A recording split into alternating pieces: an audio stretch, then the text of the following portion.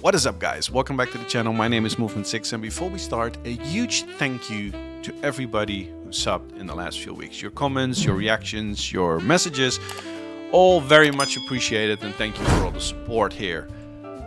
Before we start, I need to make a disclaimer. I'm trying to be spoiler-free as much as possible. There is gameplay in this video, and this gameplay only concentrates on the first 40% of the game itself. So you should be good. I'm not telling too much about the story. So if you haven't played it yet, welcome. You can watch safely, obviously. Everybody who played it already, I will concentrate on the opinion and not as much on really spoiling all the boss fights and all those things. That's for everybody to discover here, right? Now, with that out of the way, there are games that actually try to scare you with jump scares, right? There are games that will make you feel uncomfortable, and REANIMAL is such a game, but it's not loud horror. It is quiet, it is tense, it stays with you. And from the developers behind Little Nightmares 1 and 2, expectations were already high on the first announcement. And after playing this, I can honestly say this is something special. It's not perfect. I will talk about something that absolutely annoys the crap out of me, but it's absolutely fantastic what we're here. We're having a masterpiece on our hand. Let's talk about why.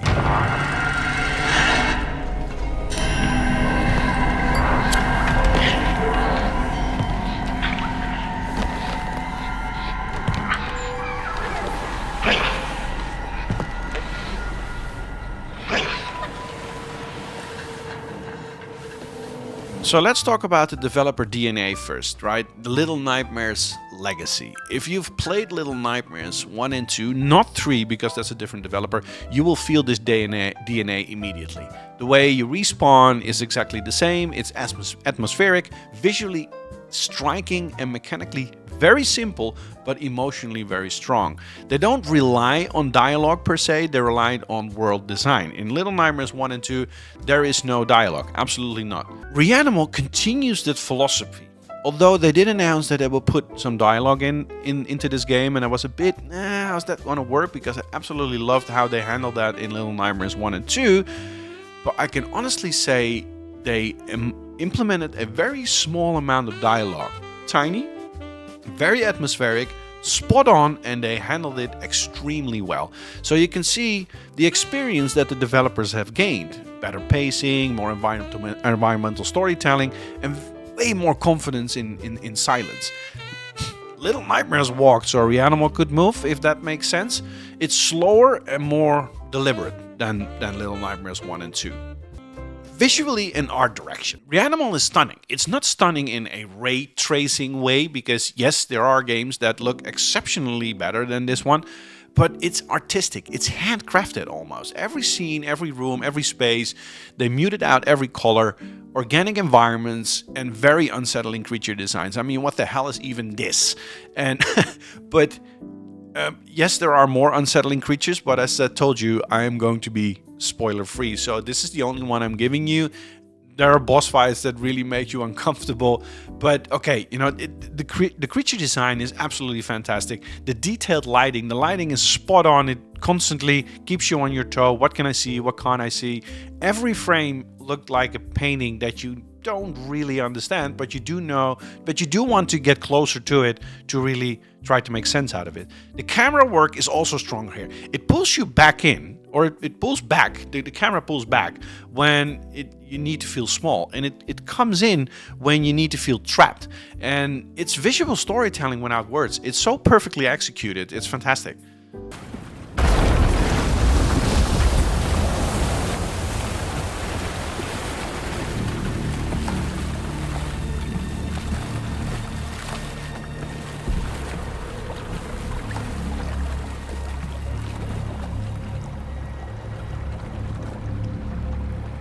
In terms of audio, sound is where REANIMAL becomes truly immersive. There is no constant music to tell you how to feel. Instead, you will hear the distant echoes or the environmental noise.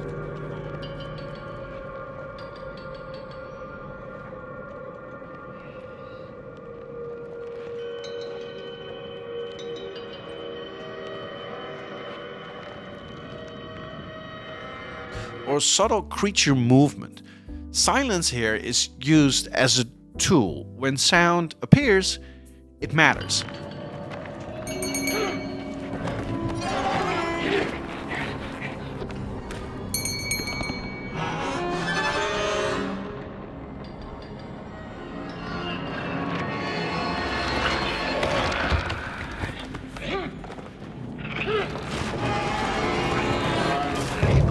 Headphones are highly recommended for this one, or if you're playing in the living room with couch co-op like I'm doing,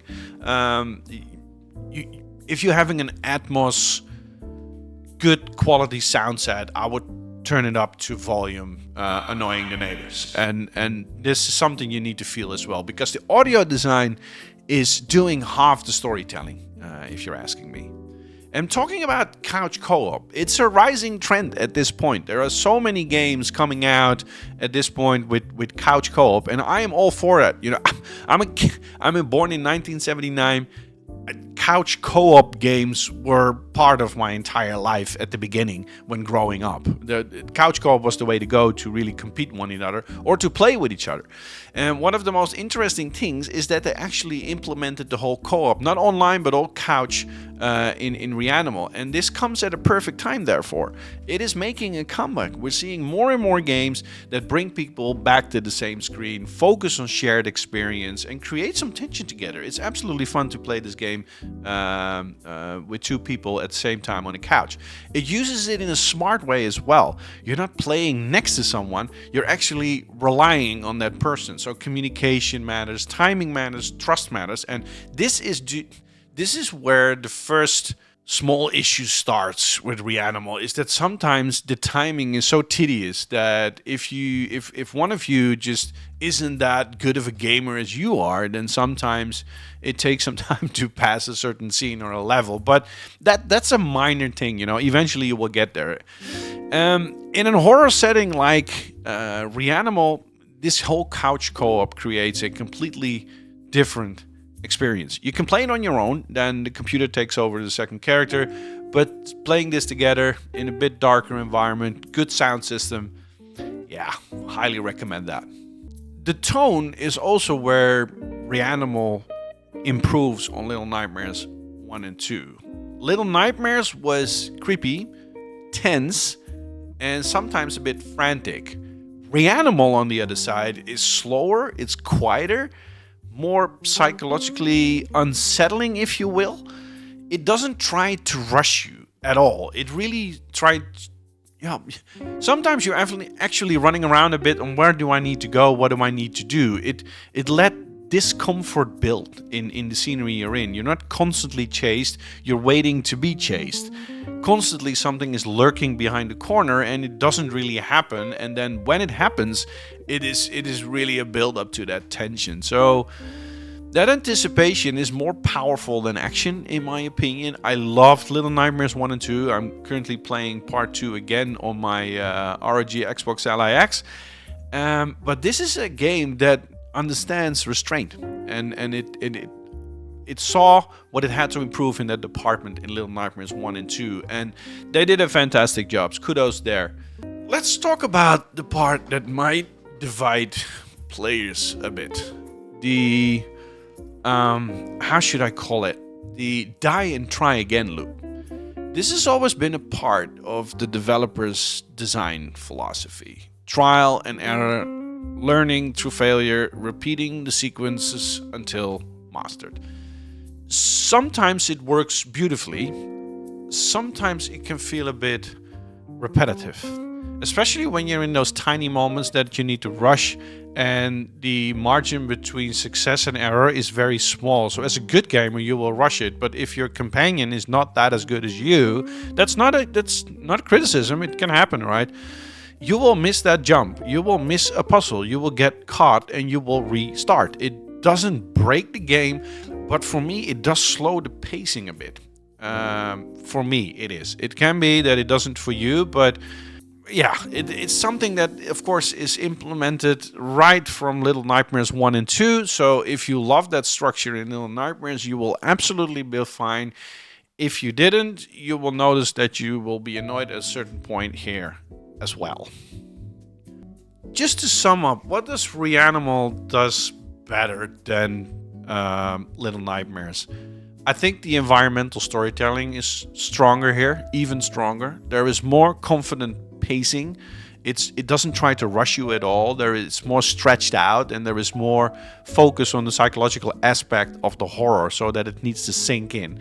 There is a better use of the co-op mechanics, obviously, and there is more atmospheric audio design. They cranked up the audio design to 1,000,000 right here. It feels like the developers were really happy what they had with Little Nightmares, but they said, okay, we do see the areas we need to refine. This is therefore not a sequel to anything. This is actually an evolution, and I can't wait if they would pour out a part 2 of REANIMAL in that sense. So let's start with some conclusions. I always like to keep it dense and short. This is just a couple days in with this game. It's not a game for everyone. That I can fully understand that. It's a game made for handheld from my perspective, because I'm currently completely bogged down in the handheld environment. It's slower, it's quieter, it will ask you for patience. But if you love atmospheric games, if you appreciate art direction, if you enjoy co-op experiences, and if you value mood over mechanics, and well, yeah, then this is a fantastic experience.